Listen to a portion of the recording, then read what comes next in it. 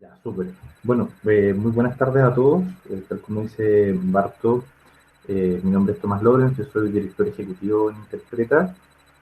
Eh, ya desde el año pasado tuve un acercamiento muy importante con Benabit, específicamente con el grupo MEP, tal como lo comentaba, para poder hacer limpiezas de redes, evitando expresiones antisemitas en esta primera etapa, y durante este año queremos llevarlo hacia otras expresiones de odio.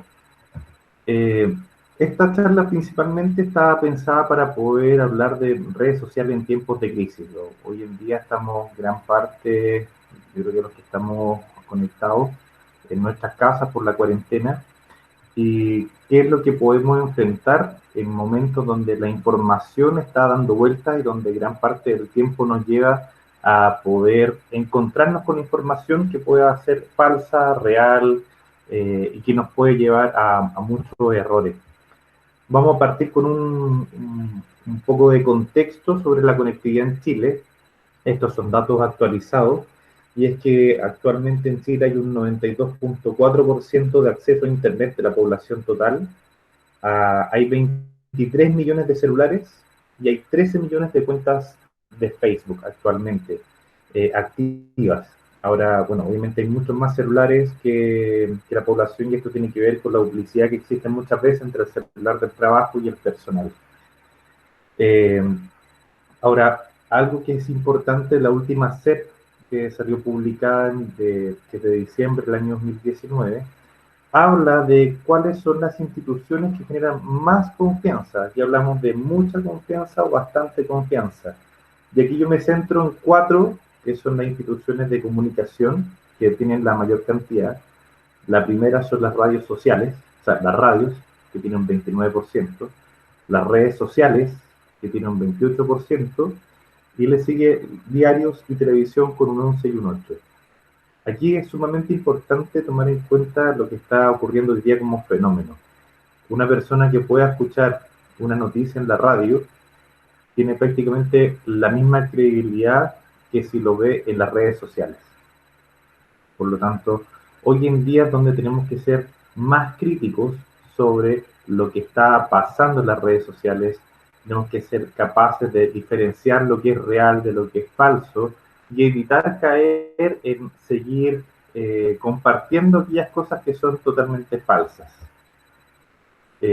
Aparece también un estudio que se llama Iceberg Digital, que lo hizo la empresa Kaspersky, que son los encargados de generar distintos antivirus y programas que buscan malware, cosas por el estilo. Y la gracia es que este estudio lo llevó a Latinoamérica, y los resultados que expresa son que el 70% de los latinoamericanos no sabe detectar una fake news, no sabe diferenciar algo que es verdad de una fuente confiable de algo que está derechamente creado para que las personas tiendan a llevarlo a un error, a una mentira, a un hecho falso. Ahora, si lo vemos por los tres países que son los más creen en las noticias falsas, va Perú con un 79%, Colombia con un 73% y Chile con un 70%. Ahora, esto lleva a que en el fondo de cada 10 chilenos, 7 van a leer o van a encontrar algo que es falso y lo van a creer. Y lo que es peor, que lo van a reproducir. Por otro lado, tenemos también temática asociada de que las personas no están siendo capaces de ir a las fuentes de información. Muchas veces nos encontramos dentro de las redes sociales con noticias que uno puede decir esto es totalmente cierto, tales temáticas como migración, que estuvimos haciendo estudios en temáticas de el proceso de la nueva constitución, en temática ahora mismo del coronavirus, y donde si no ponemos un poco de atención nos vamos a llevar sorpresas que no son gratas, que estamos compartiendo información que es falsa y que no estamos siendo capaces de poder revisarla. Lo importante, como siempre les digo, es que vayamos a la fuente, veamos lo que está ocurriendo y vayamos a los medios tradicionales de comunicación también para poder verificarlo. Twitter como red social es sumamente importante, el grupo MET lo sabe porque lo estamos trabajando, y es que en Twitter es donde está permeando hacia los medios y se está transformando en noticia el 40% de los trending topics. Por lo tanto, 4 de cada 10 temas que estén ocurriendo en Twitter van a pasar a ser noticias llegando a personas que no se encuentran dentro del ámbito de las redes sociales, donde está la señora que está cocinando en la mañana mientras está viendo el matinal, o puede estar escuchando la radio mientras está en casa. Por lo tanto, esto va ayudando a que se siga llevando noticias que son falsas, información que se encuentra sesgada. ¿Cómo funcionan las redes sociales y para qué las estamos utilizando nosotros actualmente?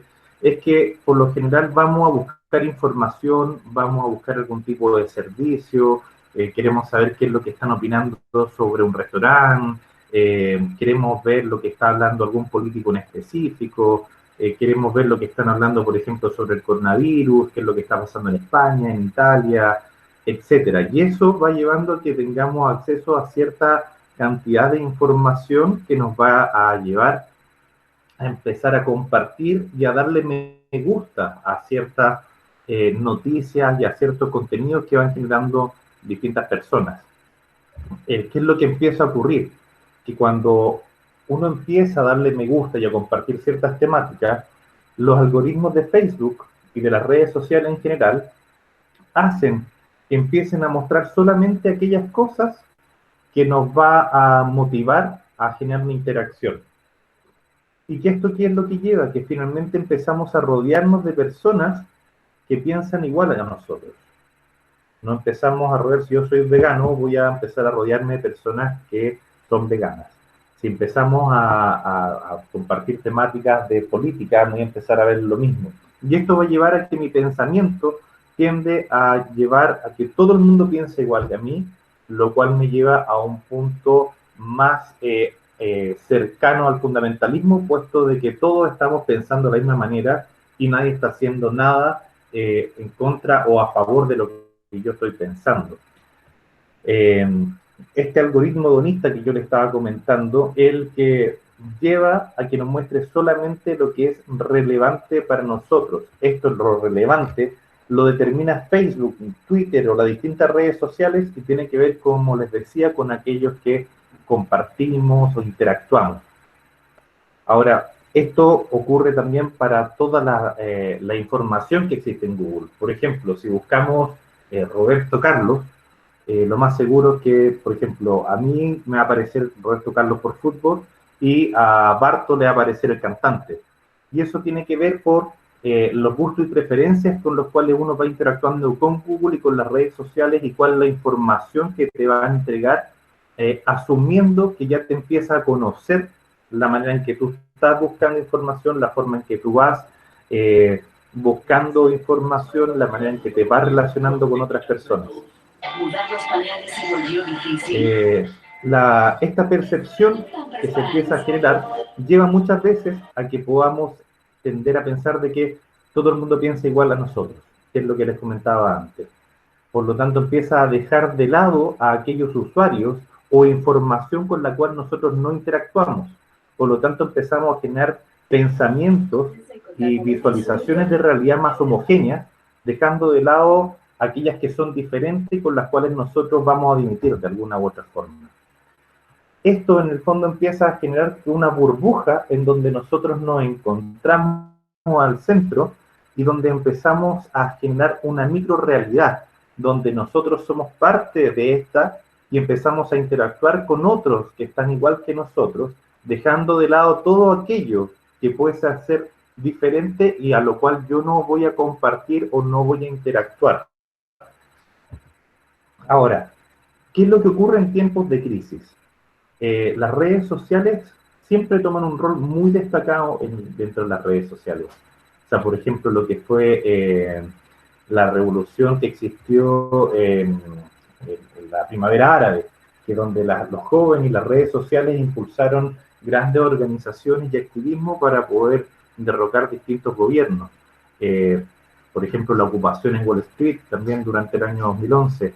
Y de qué manera las redes sociales se empiezan a formar dentro de un activismo social, como una fuente de comunicación sumamente importante debido a la crisis de confianza que existe por los medios tradicionales y en donde empiezan a ser aceptadas las redes sociales como un medio de comunicación y de información. Ahora, ¿qué es lo que empieza a ocurrir? Que muchas personas están utilizando las redes sociales, pero que no son capaces de diferenciar los datos que son objetivos, los datos que son noticias de aquellos que no. Y por otro lado, hay una gran cantidad de personas que están creando contenido que busca parecer una noticia que es verdadera, incluso en sitios que parecen ser verdaderos, pero que no lo son, con el fin de introducir cierta información para poder cambiar la opinión pública con respecto a distintos temas. Por ejemplo, Obama durante su proceso de elecciones, él logra a través del acceso a información de Facebook poder entender qué cosa piensa cada persona a través de los distintos me gusta que le iba dando a las distintas páginas. Y eso, por ejemplo, si yo soy una persona que soy súper pro medio ambiente, 6 meses antes de las elecciones me empezaron a arrojar páginas que eran pseudo noticias que decían que Obama estaba buscando generar proyectos que buscaban proteger al medio ambiente para evitar desastres ecológicos. Y esto durante 6 meses anteriores empieza a generarlo con animalistas, con veganos, con patriotas, etcétera. Y finalmente empiezo yo a aceptar estas pseudo noticias como ciertas debido a que empiezan a reproducirse en las redes sociales sin que exista un ente moderador frente a esto. Y eso lleva a que finalmente se sedimente sentido común en las personas, lo que hace que las personas ya dejen de cuestionarse de que Obama es como el gran salvador del medio ambiente, sino que lo acepto porque ya lo he visto en diferentes medios. Incluso cuando yo hablo con mis otros amigos que también son pro medio ambiente, tuvieron acceso a estas pseudo noticias y todos pensamos que Obama es la mejor opción en ese sentido. Y eso ocurre con una gran cantidad de temas. Entonces lo importante dentro de este proceso es que seamos capaces de poder discriminar qué es información real, qué tipos de videos son los reales o qué publicaciones son solamente opiniones que no implican necesariamente un dato o un hecho verídico que sea necesario compartir. Tenemos que tener la capacidad de detenernos un par de minutos, detenernos un poco a ver, a entender, a buscar las fuentes para ver si esto es necesario que otras personas lo lean. Creo que ese es un muy buen ejercicio. Y lo principal también es tener una actitud bastante crítica y reflexiva con respecto a lo que vamos a compartir. Esto tenemos que verlo como un espacio público en las redes sociales y como tal es como que yo estuviese en una reunión familiar y me parara a decir algo. Es algo que le interesaría a la gente escuchar, es algo que va a provocar, por ejemplo, tal vez conflicto, es algo que es verdad, es algo que es necesario. Creo que es importante hacer esa reflexión antes de compartir cualquier cosa que vayamos viendo hoy en día. Y lo principal, sobre todo hoy en día, por ejemplo, en WhatsApp, en Twitter y en Facebook, son estas cadenas que empiezan a llegar la información falsa citando diferentes medios. Por ejemplo, la semana pasada me llegó un grupo familiar, una columna extensa como con las recomendaciones que había que hacer con respecto al coronavirus, citando a CNN. Cuando la persona que envió esto, yo le pido que me envíe el link directo a la noticia para verificar que es de CNN, no me pone un problema, lo voy a consultar con la persona que me lo envió y así se empezó a dar la cadena. Finalmente nadie tenía el link de CNN, nadie sabía desde dónde había venido esta información, que finalmente estaba llevando a que, por ejemplo, hay que consumir sopas calientes porque con eso no nos va a dar, porque en el fondo la sopa caliente va a permitir que esté sobre 28 grados, pero lo que yo les decía era, el cuerpo humano está ya a 36.5 grados, por lo tanto no es necesario tomar algo caliente puesto que ya tenemos esa temperatura nosotros. Fake news, en el fondo aquí, por ejemplo, tenemos un par de casos.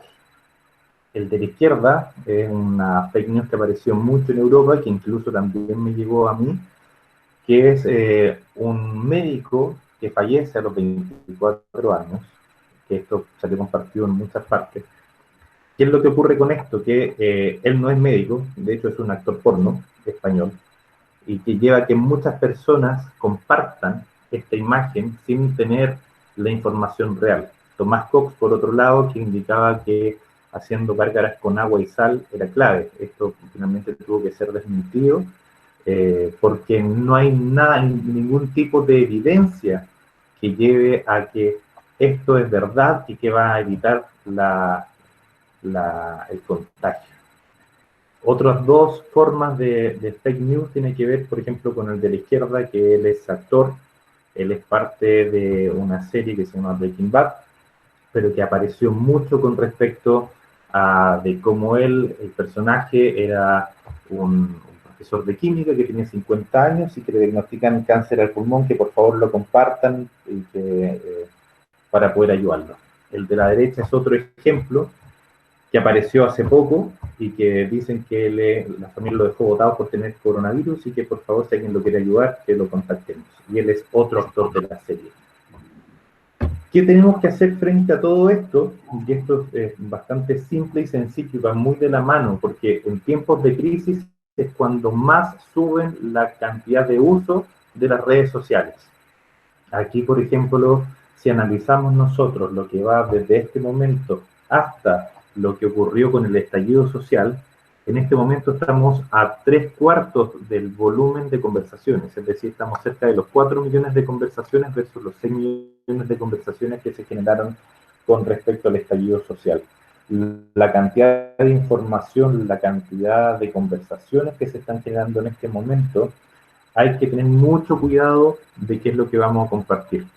Y las recomendaciones que hace en el fondo Chile Fake News son bastante sencillas para poder identificar una noticia falsa. Y esto de partida tiene que ser con dudar de los títulos. Hay titulares que son bastante engañadores, que llevan al tiro a un sesgo con respecto a la noticia y eso ya a mí me tiene que hacer dudar. Lo segundo, si por ejemplo la noticia sobre CNN y al observar la dirección del link no dice ninguna parte CNN, también me hace dudar de que la fuente sea verdad, tal como dice el punto 3. El formato, hay muchas veces de que la gente ocupa distintas herramientas para parecer una fuente real, pero muchas veces hay pequeñas cosas que ustedes pueden revisar para darse cuenta que no es así. Prestar atención a las fotos y videos. Esto, por ejemplo, hubo algunos videos que se estaban compartiendo en Chile con respecto a la marcha feminista. Había uno en donde había un grupo de mujeres atacando un auto de bomberos. Y si uno empezaba a revisar con atención el video, la puerta de este auto de bomberos decía Ciudad de México, por lo tanto no estaba ocurriendo acá en Chile. Otra de las cosas tiene que ver de cómo comparamos las fechas, los días, con algo tan sencillo como saber cómo estuvo el tiempo ese día. Si fue esto grabado el día 8 de marzo, por ejemplo, y el día 8 de marzo en Santiago estuvo muy despejado, con mucho calor, y en el video está nublado, claramente o no es el lugar o no corresponde a la fecha, y por lo tanto eso lleva a que podamos desmentirlo. ¿Cómo podemos verificar la evidencia? Muchas veces podemos encontrar distintos ángulos de un hecho en particular que nos va a permitir poder dar con que el hecho en particular es veraz, que ha ocurrido. Podemos consultar en distintos medios también si es que esto está apareciendo, generalmente como ir a La Tercera, El Mercurio, Las Últimas Noticias, o ir también donde distintos periodistas que son bastante activos. Y finalmente que esto no sea una broma, como les mostré anteriormente, todas las imágenes que aparecen anterior con respecto a Tomás Cox, no, perdón, Tomás Cox no, el actor de Breaking Bad, más los otros dos, son bromas que aparecen y que la gente no logra distinguir y que desgraciadamente lo llevan a que sea considerado una verdad. Y ahí es donde esto la gente lo comparte y otras personas que tampoco saben que esto es una broma vuelven a compartirlo teniendo flujos de información que no son necesarios. Eso es la presentación bastante breve. Me gustaría ahora que pudiésemos conversar un poco, tal vez compartir un poco algunas preguntas o dudas que ustedes puedan tener.